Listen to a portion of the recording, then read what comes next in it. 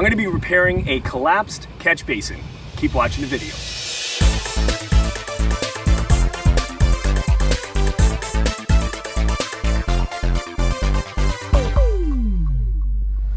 Welcome back, it's Jeff Lepard from DoItAllSealing.com, and on this channel we do concrete repair, asphalt paving, driveway sealing, and so much more. So if you're new here, consider subscribing. So I'm about to do a catch basin repair. There's something going on and I have an idea what it is. The ground has collapsed. You can see I can put my hand right down. It goes all the way under the curb. So this usually is because something's collapsed. And what runs into catch basins? Pipes. Water going in and out. It's going to be most likely a pipe.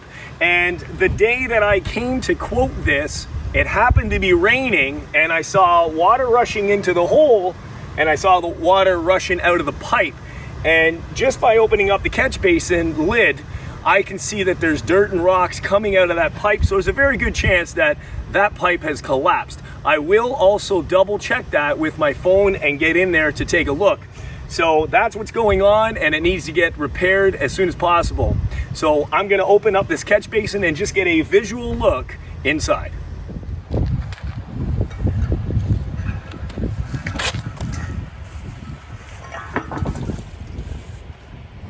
So right now I've just placed the ladder inside the catch basin. What I want to do is I just want to double check and get eyes inside the pipe. I know that the pipe is collapsed, but I just want to double check, and I'm going to be doing that with my phone. I've just turned the light on my phone. I'm going to take a short video clip inside the pipe just to see. Now I can't actually bend down. I can't get in here because there's no room for me to get around. That's why I'm using my phone. So here we go. I'm just going to use my phone, and I've got the flash turned on, and I'm going to go ahead and take the video right now.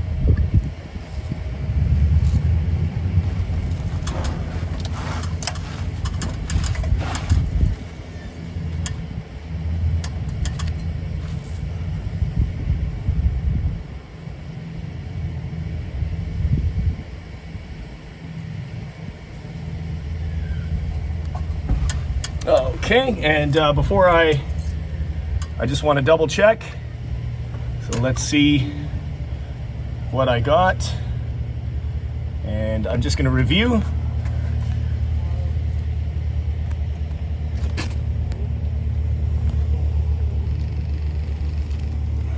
Okay.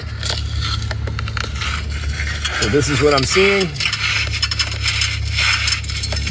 Getting into place, and there is the pipe. I can see it's completely filled with rocks and dirt, which tells me that this pipe is collapsed.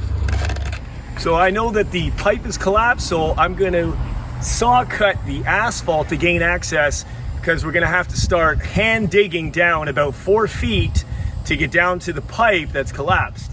Now I don't know how far along it's collapsed. My best guess is somewhere along here. So I'm just going to cut about 4 feet out, and this is going to be the area where I'm going to be digging. So all I want to do right now is just cut the area where I'm going to be digging.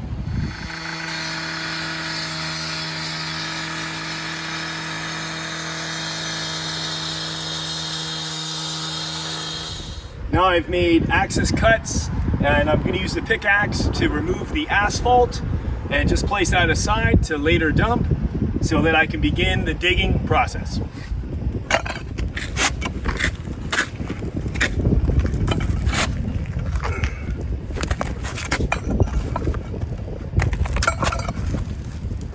Now with the asphalt removed, there's nothing left more to do than the fun part, manual digging by hand.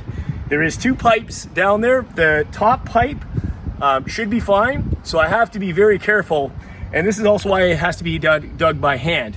You can't get an excavator in here. It's too small. And you can only do it by hand, so you don't damage any of the top pipes above where we're trying to access. So it's a little bit tedious, but it's the only way to do this. I got to go down about 4 or 5 feet and then assess the damage on the pipe, see how long the pipe is, the damaged area, measure the pipe, and get the replacement and install that. So I'm getting digging.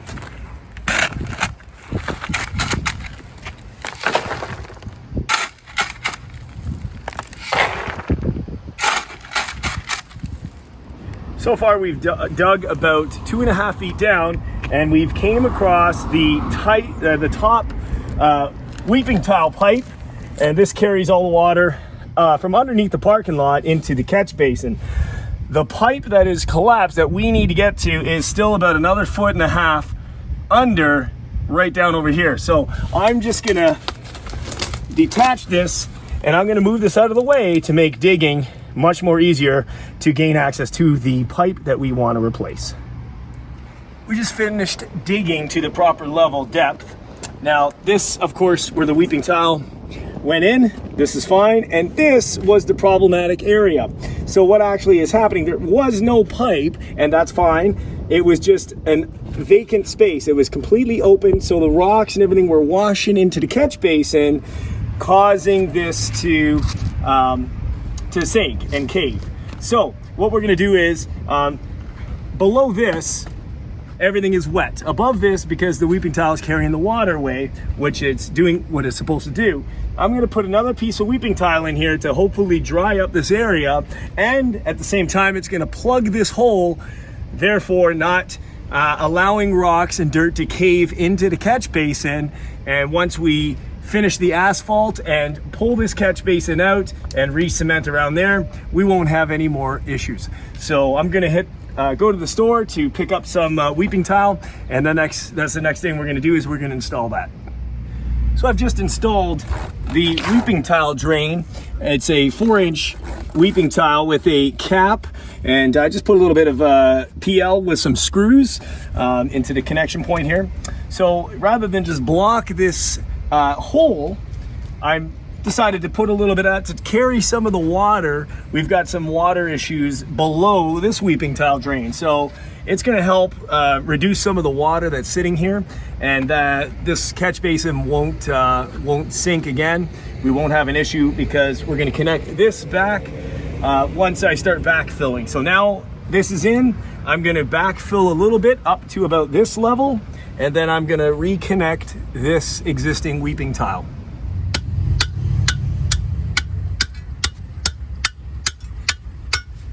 Now it's important when you're backfilling always to compact the ground, either by using a hand tamper or even better yet, a jumping jack.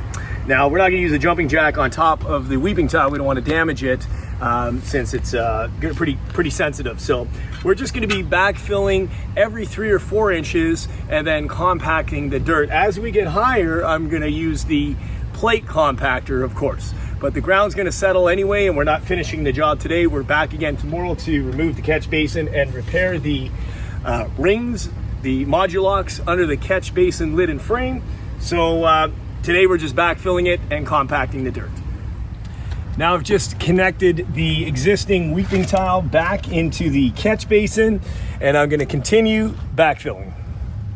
So now I'm going to be removing the catch basin lid and frame, and as you can see, this is the asphalt side and this is the curb side. I don't know how hard or easy this is gonna come out, but what I do know is I wanna lessen the weight on this, so I'm gonna remove the lid, and I'm gonna try to see if I can wedge this frame out. If not, I'm gonna have to saw cut along the curbs. We're not gonna be replacing the curbs if we don't have to. So if it doesn't slide out, I'm gonna have to cut the curb to get the frame out, and I'll have to use concrete to patch that in once I'm done replacing these broken rings. I have 3 new 2-inch catch basin riser rings, modulocks, to install in here. So first step, I'm gonna remove the lid, and then I'm gonna try to see if I can get the frame out. If not, I'm gonna have to use a saw and cut the curb. So I've just been using this wrecking bar, and I've managed to free the frame, the catch basin frame, out of the curb, so I didn't have to use the saw. I will have to trim and use the saw later on in order to put the frame back with the new riser rings, but right now my concern is just getting it out of the way. So this is what I'm doing right now, and there she comes free, just like so. And I'll put this aside and remove the broken modulocks. Now with the lid and frame out of the way, I'm going to be removing the cracked existing modulocks. and these are going to be disposed. Now the existing modulocks are removed. We cleaned around the top of the precast catch basin. So now what I'm going to do is I'm just going to trim out the curb before I start installing the new 2-inch modulocks riser rings, so that the catch basin lid and frame will slide in, because right now it's such a tight fit, there's not a chance that it's going to be sliding back in. So I'm going to take a few inches off, and I'll fill that with some new concrete once the catch basin is seated. Now with the top of the precast catch basin clean, I'm ready to install my 3 modulocks. I'm going to be putting 2 full modulocks. On the 3rd modulock, I actually have to do a little bit of a cut to the modulock because the actual catch basin is on a slant. So I actually want to bring the one side up a little bit more. So I'll be cutting the top gradually to compensate for the levelness, the level that is off. But this is the first modulock going in. The second modulock is going to go right on top, and the third one I'm going to cut. So I'm installing the first one right now.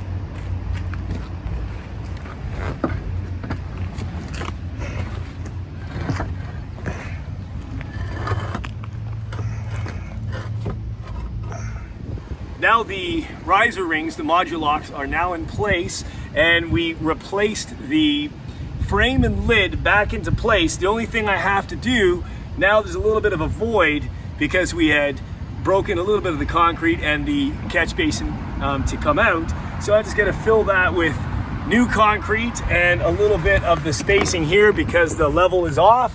So I'm going to fill that with concrete to correct the slope, and then saw cut the remaining asphalt, backfill, and then we're going to install the new asphalt. Now I just got some concrete, and I'm going to be filling in the void here where we had to cut one of the riser rings just to get the proper slopage based on the curb in the parking lot. So I'm going to fill this with concrete, this side and the other side. Of course, this side I'm able to get from both sides. The other side I have a curb in the way, so I'm going to stuff it from the inside out, and that will set up fine, and it'll be ready to then continue to do the concrete around and repair the curbs, and then I'm going to start saw cutting the asphalt. So I'm just going to go ahead and start putting some of this in here.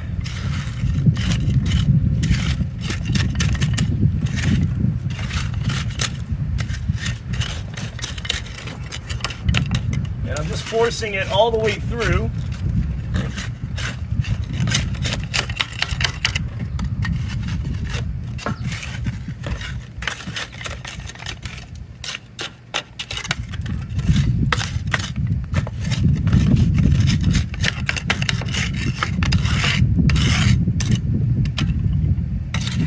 Until it comes out the other side, so that I know it's completely covered right underneath the frame.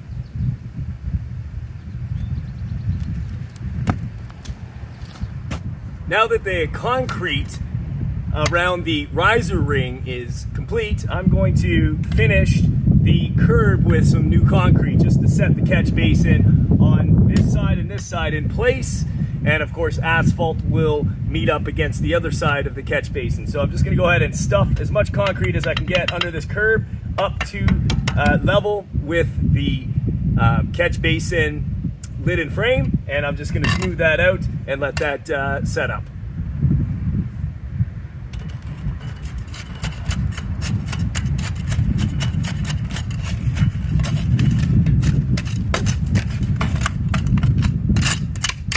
I'm just going to work the concrete in so that it fills all the void inside, just using my magnesium float.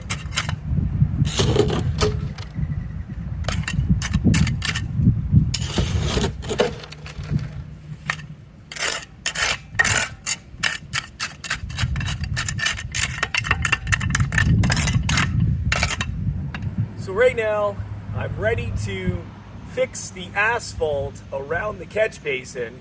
So I've already got my markings where I'm going to be saw cutting. So I'm just going to saw cut that before excavating and disposing the existing asphalt.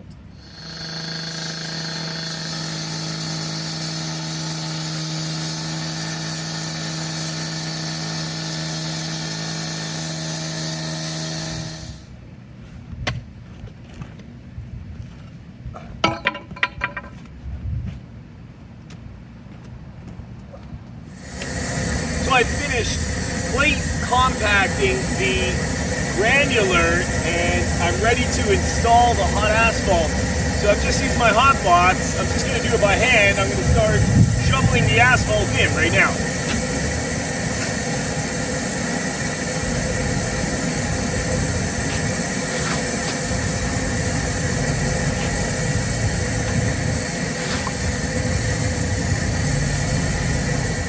Now that I've got a bunch of asphalt down, I'm just going to go ahead and start to rough rake the asphalt out.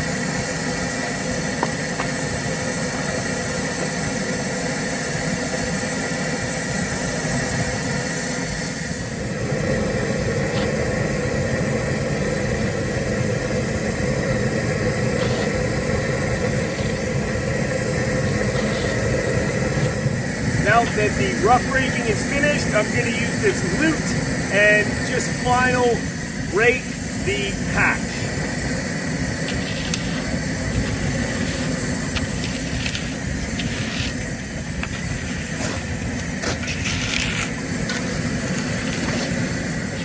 Now I'm just going to use a shovel and just trim around the catch basin and the asphalt patch edges for a clean finish.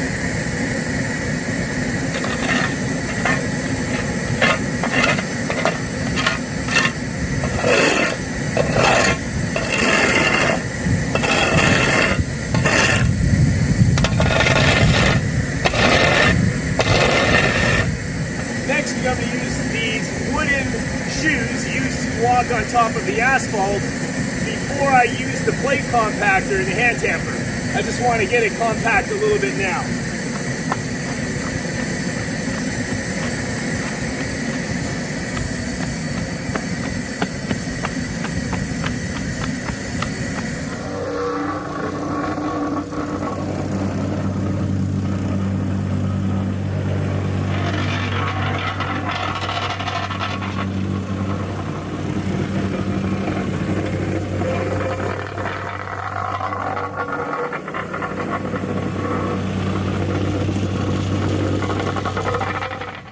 So that's it. That's how you repair a collapsed catch basin. I just want to thank you for watching the video. Don't forget to hit the subscribe button, bash that bell to turn notifications on for all upcoming videos, share the video, like the video, leave a comment down below, and we'll see you on the next video. Jeff Lepard, DoItAllCeiling.com. Take care, guys. Bye-bye.